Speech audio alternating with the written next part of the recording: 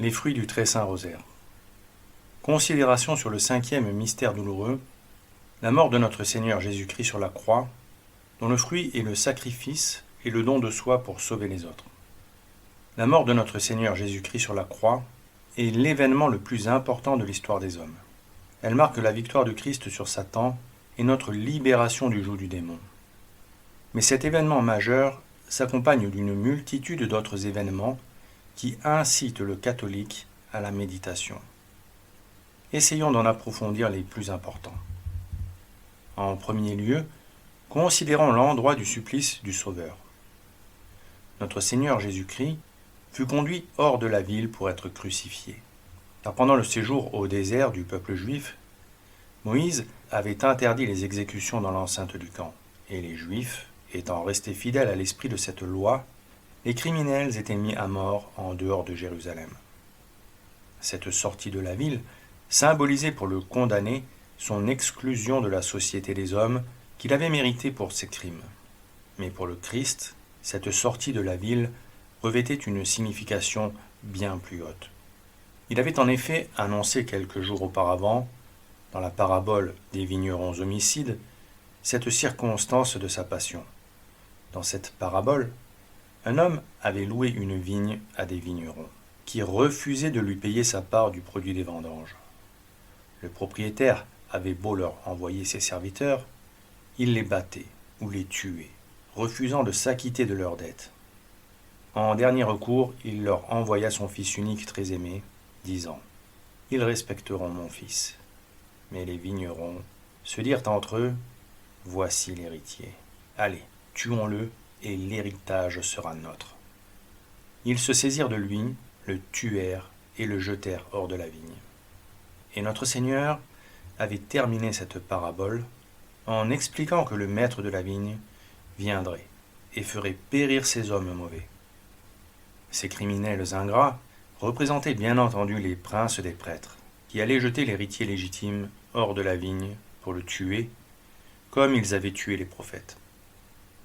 Saint Matthieu relate que les princes des prêtres avaient compris qu'il disait cela d'eux, mais qu'au lieu de trembler, ils s'endurcirent dans leurs péchés par leur mauvaise volonté, qui leur fit mériter les malédictions célèbres, commençant par « serpent »,« race de vipères », dont le doux Sauveur les accabla lors de sa dernière confrontation avec eux, en tant qu'hommes libres. Pourtant, le Seigneur leur annonçait que le maître de la vigne viendrait venger le crime odieux qu'ils planifiaient et avaient déjà commis dans leur cœur. Et c'est ce que fit Dieu quand le temps qu'il leur avait accordé pour se repentir fut écoulé. Alors vinrent les armées de Titus, qui crucifièrent et massacrèrent une quantité innombrable de Juifs, puis dispersèrent ou vendirent les autres comme esclaves. Saint Jean Chrysostome explique que le Christ a voulu souffrir en dehors de la ville pour nous faire comprendre que son sacrifice était pour tous, qu'il était l'offrande de toute la terre et qu'il apportait la pureté à tous. Dieu avait ordonné aux Juifs de vivre séparés du reste des hommes et de lui offrir des sacrifices en un seul lieu, loin des sacrifices impurs des gentils. Jésus-Christ, par son sacrifice, va rendre la terre tout entière plus pure que le temple de Jérusalem. Son sacrifice est plus parfait que tous les sacrifices qui avaient été offerts jusque-là. Ce n'est plus une brebis qui s'est offerte, c'est une victime spirituelle. Méditons bien sur ces paroles de saint Jean Chrysostome. Jésus-Christ, par son sacrifice, va rendre la terre tout entière plus pure que le temple de Jérusalem. La terre tout entière devient plus pure que ce temple, d'où notre Seigneur avait chassé les marchands et avait déclaré « Cette maison, qui devait être une maison de prière, vous en avez fait un repaire de voleurs. » Car ce temple, d'où il ne devait rester pierre sur pierre, fut maudit, quand le Sanhédrin y résolut d'assassiner le Christ, préférant idolâtrer ce vestige du passé exaltant la gloire ancienne du peuple juif, plutôt que d'accepter le Messie. Il ne serait pas sur terre un endroit plus exécrable quand la nouvelle alliance, scellée par le sang du testateur, annoncerait la malédiction du peuple déicide.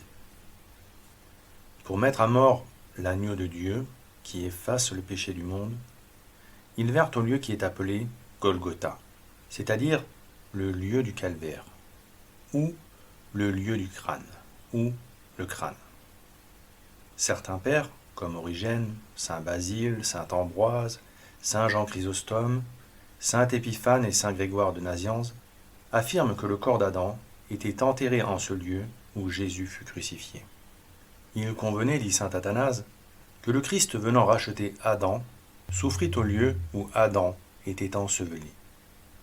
Et saint Ambroise précise, le lieu où fut placée la croix de Jésus-Christ répondait à la sépulture d'Adam, ainsi que les Juifs eux-mêmes l'assurent. Il convenait en effet que les prémices de notre vie se trouvassent là où s'était rencontrée l'origine de notre mort. Saint Épiphane rapporte aussi que, le Sauveur ayant eu le côté ouvert sur sa croix, il en découla de l'eau et du sang, et cette céleste rosée tomba sur les cendres du premier homme, afin de commencer la rédemption par le chef du genre humain, et en lui, de purifier la masse tout entière. Une autre tradition affirme que ce fut aussi dans ce lieu que Melchisédek, le roi de Salem, avait offert son sacrifice mystérieux, emblème du sacrifice du prêtre de la loi nouvelle. Ainsi, arrivé sur ce lieu chargé de symboles, ses bourreaux lui donnèrent à boire du vin mêlé de myrrhe, et lorsqu'il l'eut goûté, il ne voulut pas le boire. Cette potion que l'on donnait aux condamnés pour atténuer leurs souffrances, notre Seigneur n'en voulut pas. Il voulait conserver toute la lucidité de son esprit pour les hautes fonctions qu'il allait accomplir. Il était prescrit au grand sacrificateur de ne pas boire de liqueur enivrante avant de monter au temple pour y accomplir les fonctions de son sacerdoce. Or, le pontife de la loi nouvelle allait offrir son sacrifice. Il fallait qu'il conservât toute la lucidité de son intelligence pour penser à ceux pour qui il offrirait ce sacrifice. Il allait aussi être la victime de son sacrifice, et il fallait qu'il fût une victime parfaite. Il voulut donc sentir ses souffrances dans toute leur acuité. Il goûta toutefois le breuvage qui lui fut présenté, afin que les prophéties qui avaient été faites de lui s'accomplissent. Car il était écrit dans les psaumes, « Ils m'ont donné du fiel en nourriture, et dans ma soif, ils m'ont abreuvé de vinaigre. » Il se laissa ensuite dépouiller de ses vêtements. En acceptant cette humiliation et la souffrance que lui causa le dépouillement brutal de ses vêtements collés à ses plaies, Jésus expia la folie de l'homme qui, par son attachement excessif aux richesses, se laisse dépouiller du vêtement de gloire dont Dieu l'avait revêtu. Et saint Athanase remarque, il s'était revêtu de tout ce qui était à nous, mais voici qu'il s'en dépouille pour nous en dépouiller en même temps que lui. Il nous délivre de nos péchés et de nos infirmités au moment de sa mort, afin de nous revêtir de son immortalité. C'est alors qu'ils le crucifièrent. Ses ennemis, décidés à lui infliger le supplice le plus ignominieux et le plus cruel, croyaient que le choix de ce supplice était uniquement le fait de leur volonté. Mais Jésus avait annoncé à l'avance la manière dont il mourrait. Et saint Augustin nous enseigne, à juste titre, qu'il est né et il est mort quand il l'a voulu, comme il l'a voulu. Il est mort comme il l'a voulu sur la croix. Cette mort d'esclave, il l'accepta parce qu'elle était voulue par son Père. C'était la mort qui convenait à sa qualité de victime du genre humain. Il accepta donc le supplice des esclaves révoltés, car nous nous étions révoltés contre Dieu, et par notre révolte, nous étions tombés dans la servitude. Jésus les laissa donc clouer à l'arbre de la croix ses mains divines, afin de réparer la faute d'Adam, qui étendit ses mains pour cueillir le fruit défendu, mais aussi pour réparer les fautes des hommes, qui utilisent leurs mains pour des œuvres mauvaises.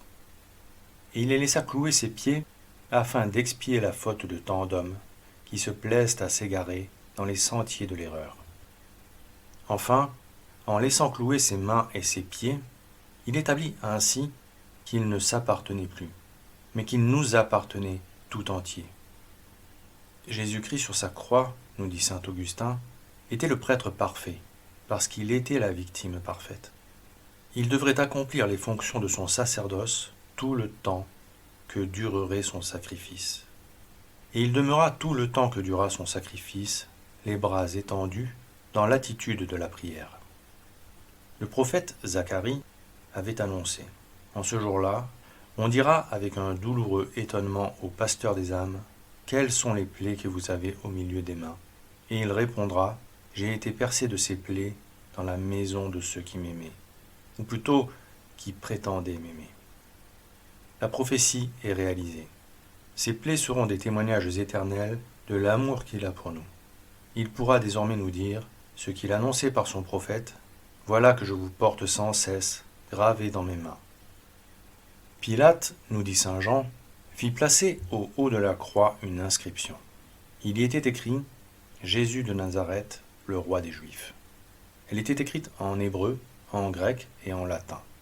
Les trois langues qui avaient prééminence à cette époque, la langue hébraïque, la langue de ceux qui avaient la gloire de posséder la loi de Dieu, la langue grecque, la langue de la sagesse humaine, et la langue latine, la langue de ceux qui commandaient à l'univers, nous dit saint Augustin.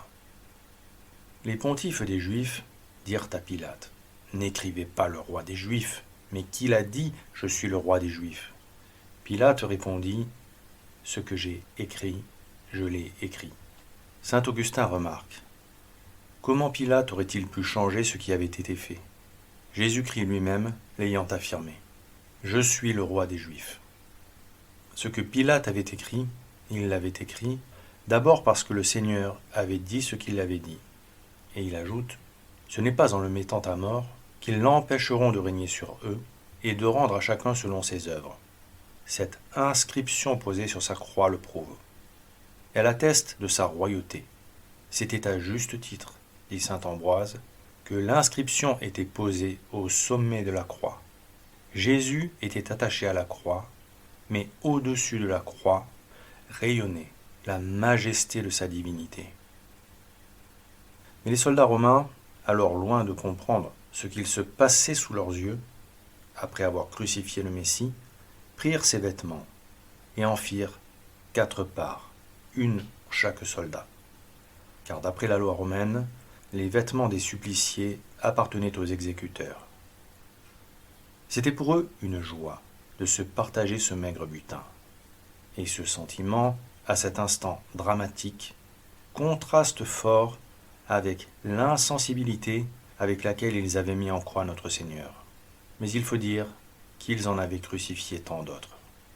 La tunique du Christ, probablement tissée par la Vierge Marie, était sans couture, d'un seul tissu depuis le haut jusqu'en bas, comme l'était le vêtement des prêtres. Les bourreaux ne la partagèrent pas, mais la tirèrent au sort.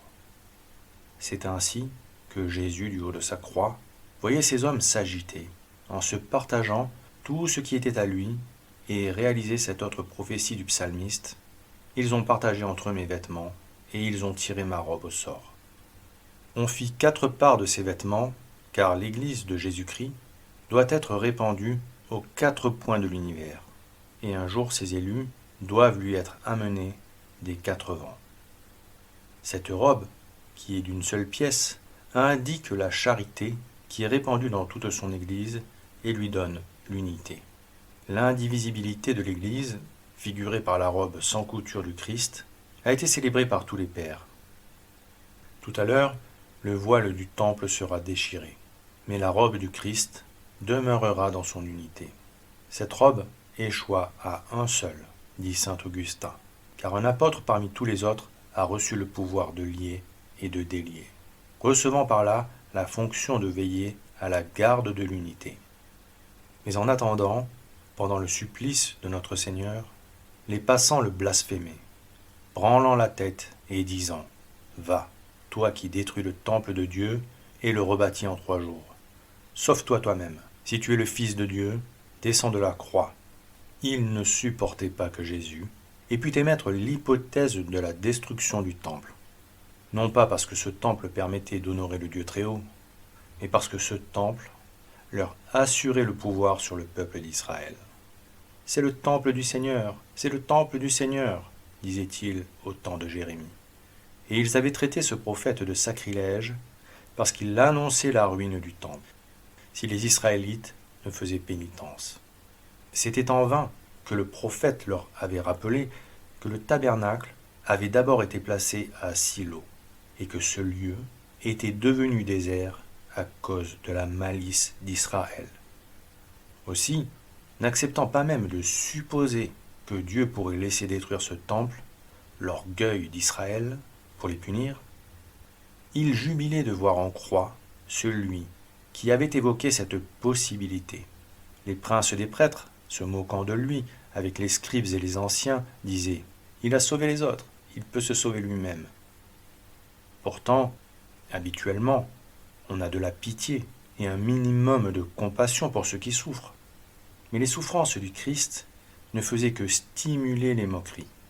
Et c'étaient les prêtres et les anciens du peuple qui se livraient à ces moqueries. Et ceux qui représentaient la sagesse étaient d'accord avec les passions populaires les plus viles.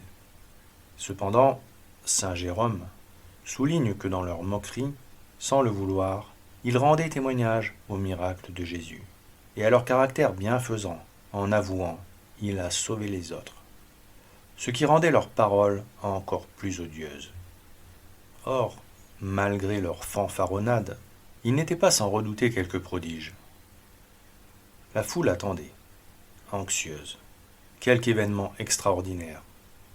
Et à mesure que le drame s'avançait à son terme, elle reprenait son assurance et devenait plus railleuse.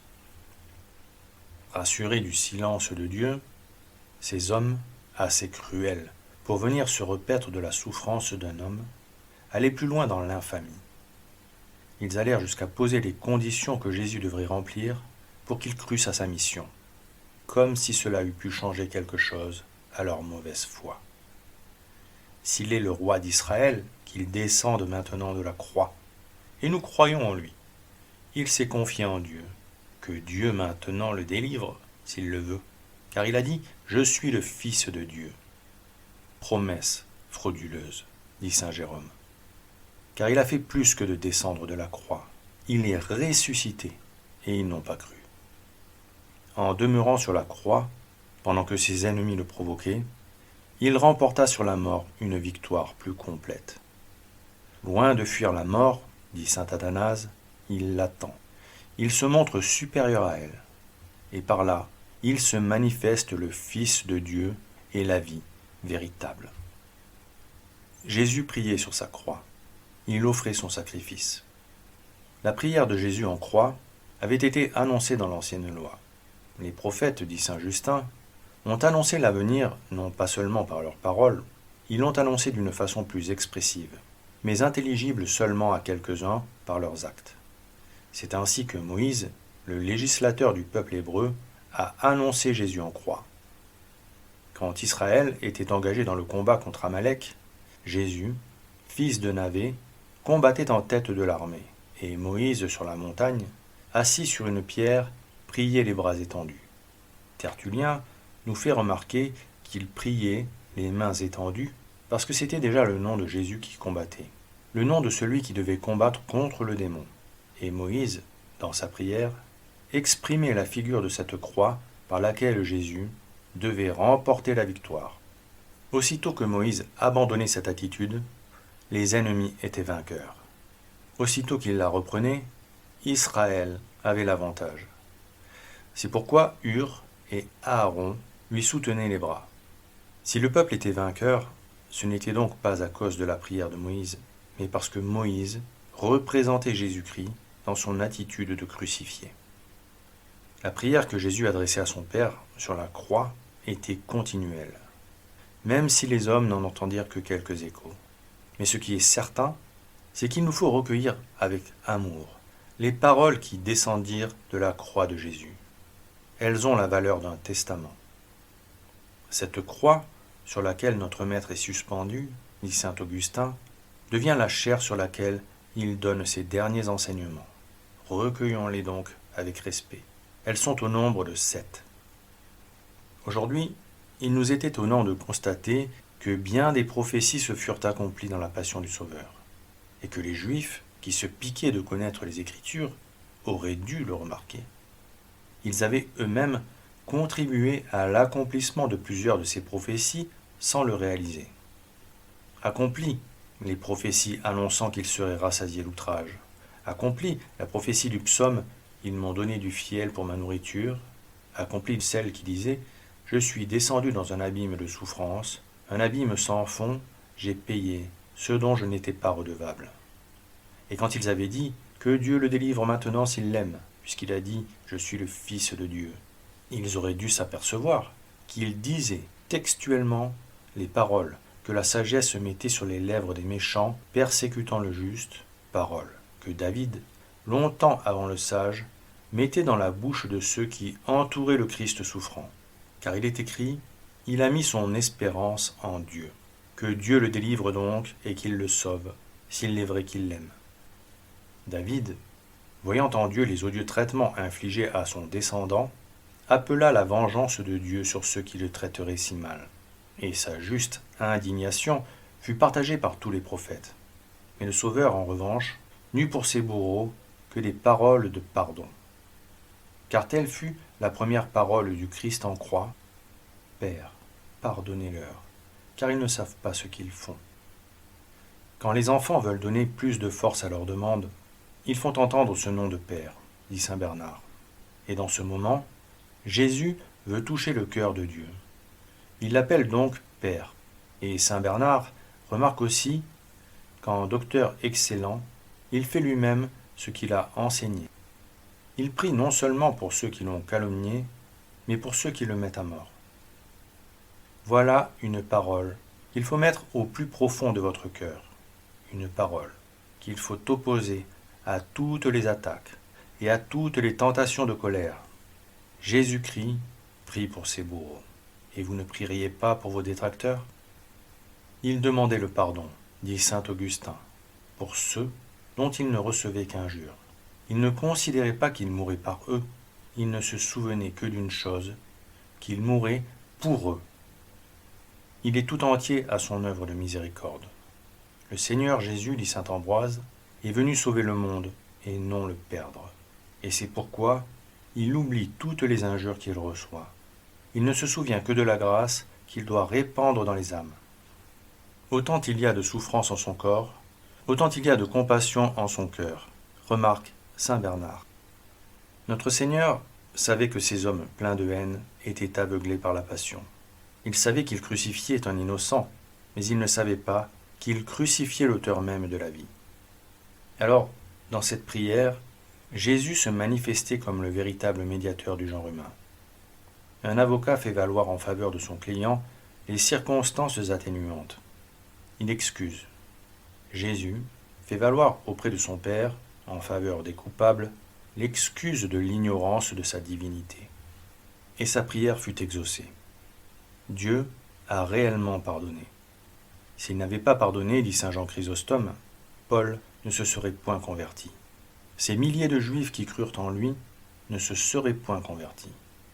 En implorant le pardon de Dieu en faveur des coupables, le médiateur du genre humain montre qu'il avait déjà lui-même accordé son pardon, et dans cette miséricorde infinie se manifestait sa divinité, car comme le note saint Bernard, aimer ses ennemis, c'est le fait d'un Dieu plutôt que d'un homme. Nous nous élevons au-dessus de nous-mêmes, nous devenons des êtres divins, quand nous entrons dans les sentiments miséricordieux du Sauveur. C'est par l'exercice de cette miséricorde que nous arrivons à la grandeur la plus haute et que nous accomplissons les œuvres les plus fécondes. Quel triomphe et quelle joie dans le ciel, dit encore saint Bernard, quand celui qui a été victime amène avec lui dans le ciel celui qui l'a fait mourir. Quelle joie pour Étienne d'avoir conquis Paul.